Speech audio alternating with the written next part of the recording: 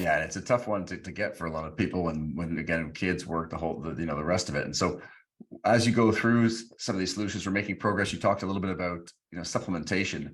Obviously, lots of different supplements people talk about in terms of health and longevity. Where does the data shake out on really that handful that are going to make a meaningful impact? Well, that's why we did the Reboot Your Age app, so that Mm-hmm. people it could adjust to the individual, if you will. Tremendous. So in the Great Age Reboot, I think we list probably 15 or 18, of which 12 have some good data behind them, and the references are there. But on the Reboot Your Age app, you go to Great Age Reboot, we Mm-hmm. discuss 8 of them every 13 weeks. And believe it or Yeah. not, since we've been sent 53 to review, I mean, there are a whole bunch that don't quite meet the data yet, such as metformin or Mm-hmm. rapamycin. Yep. And there are a whole bunch that that people poo-poo, but actually have really good data on them, such as phosphocreatine and Mm-hmm. half a baby aspirin twice a day, or half a multivitamin twice a day, or calcium and magnesium, or vitamin D3, or CoQ10. So and you really want to individualize it to the person, but 100%. if you since there's a free trial on the app, I can say you can go to the library on the app. There's nice recaps at the Reboot Your Age app that are summarized in lay form, and then the rest of the data is in the review, often Great. 20 or 30 pages. But if your practitioner wants to, or you want to, you can click through on the highlighted articles as well to see what the actual data are. It's so fascinating with, obviously with the use of statins being greater and greater just based on the population struggling, and potentially causing some issues with CoQ10 and reducing CoQ10 levels. Where do you sit on that data? Should people who are taking statins be thinking about that and talking to their doctor about that? Or Yeah, I think it should be routine. But let me go through. So there's a yep. compounding effect to health benefits. So I want to get this point really. So about compounding on interest. If you put $10 in and you're getting, let's just make it easy, 5% interest, you have $10.50 after 1 year. You have $11 and whatever it is, 6 cents after 2 years, and it grows. So even if a $15 hour income, and you put 3% away, and you start at 25, by 65 you'll have $257,000 if you put it away at a 4% rate. If you last to 95, you have 1.4 million. That's Incredible. the compounding effect before you touch it. The same thing happens with health.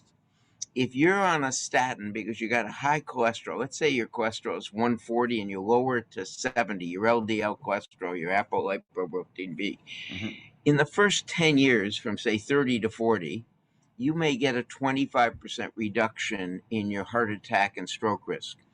But if you're still doing that at age 60, even though the LDL and apolipoprotein effect get a little smaller over time, Yep. your reduction in risk is about 80%. So there's a compounding effect. That's true with diabetes. You get type 2 diabetes earlier, by 60, you got a lot of risk. Whereas if you Mm-hmm. get it later, it is not as much risk. So there's a compounding effect that prevention, doing exercise early, yeah, you even get a benefit if you start at 85, as the Jerusalem longevity studies have shown. But you get much better benefit Why the wait? earlier you start. So there's a compounding effect. I think that's true for lowering your LDL and apolipoprotein B levels. And since you lowering CoQ10, I believe in supplementing with CoQ10, and probably we'll have to increase the amounts of CoQ10 we supplement with over time as well. We don't have good enough data on that quite yet. It's great advice for folks because people start exercise regimes, they fall off the bandwagon, and they think they sort of have wasted efforts. Yet this idea of when they go back to it, progress compounds itself. And as you're alluding to here, that over year on year and decade on decade, it's compounding as well. So really, important to do that. And just circling back to the LDL there, obviously a big growth in the use of various fats with different dietary strategies like keto and things like coconut oil consumption kind of going through the roof, obviously having potentially bigger impact on LDL. Is that something between the butters or the coconut oils, or what are some of the bigger things that you see impacting LDL? The reason I don't like coconut oil is because the early studies at NIH, before we had genetic models of dementia, we used coconut oil to create dementia after a inflammatory event in the animal. So we'd give them an infection in their paw, give them coconut oil, the inflammation would get across the brain, and it would be a model of dementia or cognitive dysfunction. Coconut oil breaks down the blood-brain barrier to allow that inflammation to occur. That's why it was used at NIH to do that in the 70s, 60s, and 70s. Mm-hmm. So I think the major thing that causes inflammation in diet, there are two groups: things that raise blood sugar too quickly, simple sugars, added syrups, simple stripped carbs. And because we have continuous glucose monitors, you can find out what is raising your blood glucose when you eat it and in what order.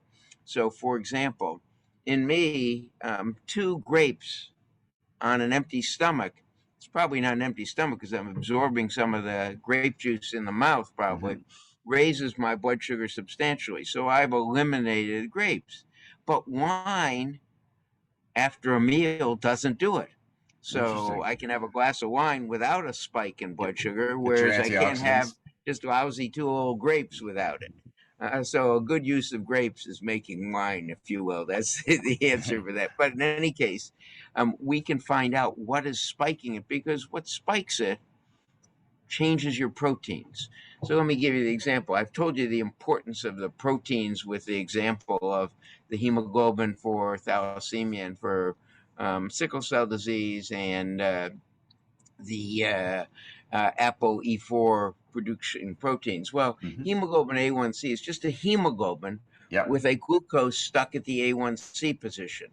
And that stops that hemoglobin from its job appropriately of unloading oxygen. That's why we get ischemic legs and leg ulcers. That's why we get kidney disease and heart disease, and maybe even brain dysfunction from type 2 diabetes. So the importance is you don't want that increase in blood sugar because of what it does to your proteins. And it also increases LDL production and decreases LDL clearance in from your liver. And that's where you clear the LDL, you get rid of it, if you will. A second type of foods that are detrimental are ones that cause inflammation. And they're causing inflammation, we only know this recently, is because they change the gene function of your microbiome. They change how your bacteria inside you produce proteins. So your bacteria have genes as well, and they produce proteins that you absorb. So when you have carnitine, lecithin, and choline by themselves, they don't change it. Carnitine, lecithin, and choline with saturated fat, that changes the gene function of the bacteria. So they produce trimethylamine, which is a very inflammatory substance in you when it gets changed automatically in the liver into trimethylamine oxide. So the key point is the 5 food felons we say are, if you will, foods with that raise your blood sugar simply: simple sugars, added syrup, simple carbs, processed red meat, and fried foods. Those are things that seem to increase either abnormal proteins, or that change the protein structure, or that cause inflammation in you.